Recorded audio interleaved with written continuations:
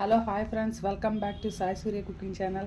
ఈరోజు అంటే 1 మంత్గా తీసిన మేగడ అండి. ఫ్రెష్ నెయ్యి రావాలంటే ఇంట్లో మేగడ స్టోర్ చేసుకుంటాం కదా ఫ్రిడ్జ్లో. ప్రతిరోజు తీసింది పాల మీద మేగడ. దాన్ని ఇప్పుడు మీకు మిక్సీ చేసి నెయ్యి ఎలా రెడీ చేసుకోవాలో చూపిస్తాను. మీకు తెలియదని కాదు. ఫస్ట్ ఇలా ఒక మిక్సీ జార్ తీసుకోండి. అలాగే మనం ముందుగా చూపించుకున్నాం కదా ఈ మేగడ వేసుకొని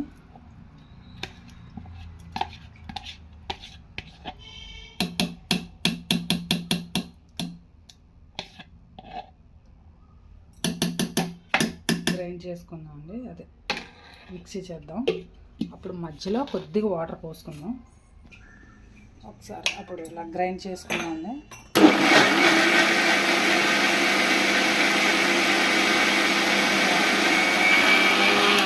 ఒక 2 minutes ఇలా గ్రైండ్ చేసుకున్నాక కొద్దిగా వాటర్ పోసుకుందాం అండి. ఇలా అయింది కదా క్రీమ్ లాగా. ఇప్పుడు బటర్ వస్తుంది అనమాట.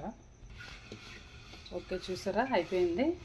ఇప్పుడు దీన్ని ఒక కళాయి కానీ గిన్నె కానీ ఏదైతే అది దాంట్లో దీన్ని ఇప్పుడు కొంచెం ఫ్రెష్ వాటర్లోని కడుక్కొని స్టవ్ పైన పెట్టుకున్నామండి.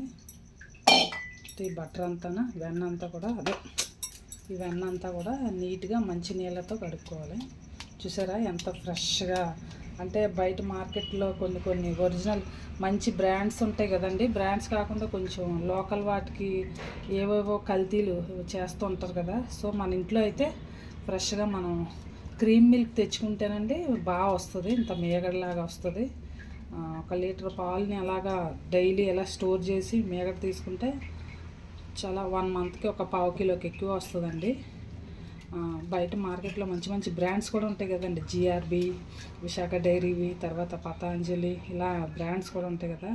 అలాగే మన ఇంట్లో కూడా సేమ్ అదే ఫ్లేవర్ పోసగా వచ్చేటట్టుగా మంచి ఫ్లేవర్తో మనమే హోమ్ మేడ్ గీ రెడీ చేసుకోవచ్చు.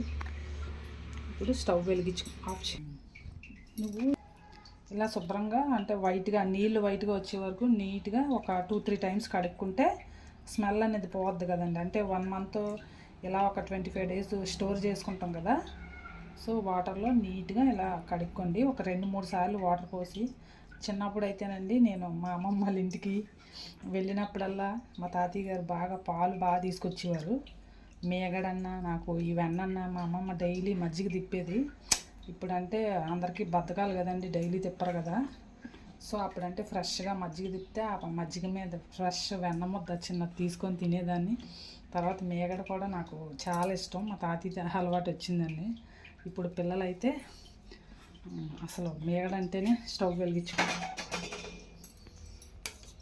ఇప్పుడు పిల్లలు మేగడ అంటేనే అసహ్యం పడతారు. పెరుగన్నా మేగడన్నా ఇలా ఒక గిన్నె ఏదైనా మందపాటి స్టీల్ అవ్వనివ్వండి, అదే అల్యూమినియం స్టీల్దైనా ఏదైనా, లేదా మంచి కళాయి అయినా సరే మందంగా ఉంటుంది కదండి, అలాంటిది పెట్టుకొని దాంట్లో మనం ఈ ముందుగా నీట్గా కడుక్కున్న ఈ వెన్న వేసి మరిగించుకున్నాం.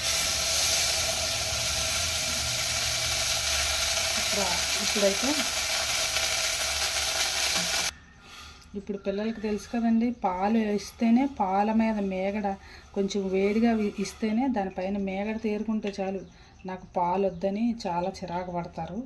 ఇప్పుడు పిల్లలకి పాలన్నా మేగడన్నా పెరుగన్నా చాలామందికి ఇష్టం ఉండదండి. ఎస్పెషల్లీ మా పిల్లలకి కూడా పాల మీద మేగడ వస్తే ఇష్టం ఉండదు. నేనైతే అలా కాదు, నాకు చాలా ఇష్టం. నేను తినేదాన్ని చిన్నప్పుడు. అది అలా. మరి మీ ఇంట్లో మీ పిల్లలు కూడా నాకు తెలిసి చాలామంది పిల్లలకి ఇష్టం ఉండదులేండి. మేగడ అంటేనే చిరాకు పడతారు. అదే బటర్ అన్నా నెయ్యి అన్నా పరుగులు పెడతారు. నాకు ఈ నెయ్యి ఎక్కువ కావాలి, నాకు సరిపోదు. మీ ఇంట్లో మీ పిల్లలు కూడా అలాగే చేస్తారని నేను అనుకుంటున్నాను. ఓకే, ఇప్పుడు దీన్ని కాసేపు మరగనిద్దామండి. మరిగాక అప్పుడు కొద్దిగా ఫ్లేవర్ కోసం మెంతులు, కొద్దిగా కరివేపాకు వేసుకుందాం. చూడండి, ఇది ఇలా బ్రౌన్ కలర్లోకి వచ్చింది కదా, మీరు చూసారా? ఇలా బ్రౌన్ కలర్లోకి వచ్చినప్పుడు కొద్దిగా మెంతులు వేసుకోండి. ఇంకా కొద్దిగా మెంతులు, అలాగే కొద్దిగా కరివేపాకు, ఒక్క 2 రెమ్మలు. ఎందుకంటే మంచి ఫ్లేవర్ వస్తుంది కరివేపాకు మెంతులు అవి వేసుకుంటే.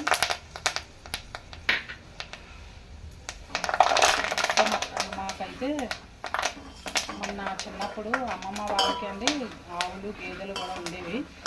వాటితో పాటు తాతయ్య గారేమో పాల కేంద్రంలో అకౌంటెంట్గా చేసేవారు. అందువల్ల మాకు పాలకి పెరుగుకి లోటు ఉండేది కాదు. దానివల్ల నేను మేగడన్నా వెన్నన్నా అలా అమ్మమ్మ తోడుకట్టుగానే తినేసేదాన్ని చాట్ని. మా పిల్లలంటే అసలు అలా అంటే అబ్బా చీ మేగడ తింటావా అనేసి అంటారండి. ఎంత బాగుంటుందో వాళ్ళకి తెలియదు కదండి. మా తాతయ్య గారు అయితే విశాఖ డైరీకి వెళ్ళేటప్పుడు అమ్మ ఏం కావాలని అడిగేవారు. నాకు విశాఖ డైరీ కోవా అంటే చాలా ఇష్టం. వెళ్ళినప్పుడల్లా నా కోసం కోవా తెచ్చేవారు తాతయ్య అయితే. ఓకేనండి, నెయ్యి అయిపోయింది, నెయ్యి రెడీ అయిపోయింది. దీన్ని చల్లార్చాక స్టవ్ ఆఫ్ చేసుకుందాం. దీన్ని చల్లార్చాక ఒక టైట్ కంటైనర్లోకి తీసుకుందామండి. ఇప్పుడు ఇలాంటి గ్లాస్ జార్ అయినా పర్వాలేదండి, లేదు అంటే టైట్గా మూత ఉన్నది ఏదైనా పర్వాలేదు. సో దీన్ని ఇప్పుడు స్టైనర్ పెట్టి వడగట్టుకుందాం. కొద్దిగా వేసుకొని చల్లారి నాకు పోసుకుందాం. అంటే గాజుది కదా, డైరెక్ట్ గిన్నెతో పోసుకున్నా పర్వాలేదండి.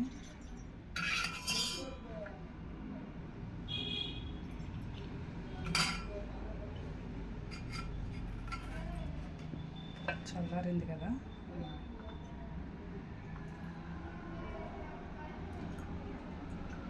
చూసారంటే ఎంత వచ్చిందో. అసలు ఎంత అరోమా ఎలా వస్తుందంటే కమ్మని సువాసన, చాలా అసలు నోరు ఊరించి ఇలా వస్తుంది. ఈ వేడి ఆవకాయ అన్నంలో కానీ పప్పులో కానీ వేసుకొని తింటే చాలా రుచిగా ఉంటుందండి. ఏమీ అసలు అంటే ఏమీ కల్తీ లేకుండా చక్కగా ఫ్రెష్గా మన ఇంట్లోనే మనమే ఓన్గా ప్రిపేర్ చేసుకుంటే చాలా బాగుంటుందని నా ఒపీనియన్. ఎనీవే మీరు కూడా ట్రై చేయండి. చూసారా ఎంత నెయ్యి వచ్చిందో. ఇంకా కొద్దిగా గిన్నెలో కూడా ఉందండి. ఇంకా పాత దాంట్లో ఎందుకులే అని మళ్ళీ మీకు చూపించడం కోసం ఇందులో వేస్తున్నాను. Okay friends, bye. మళ్ళీ నెక్స్ట్ వీడియోలో ఇంకొక ఐటెంతో ఇంకొక వంటతో కలుద్దాం.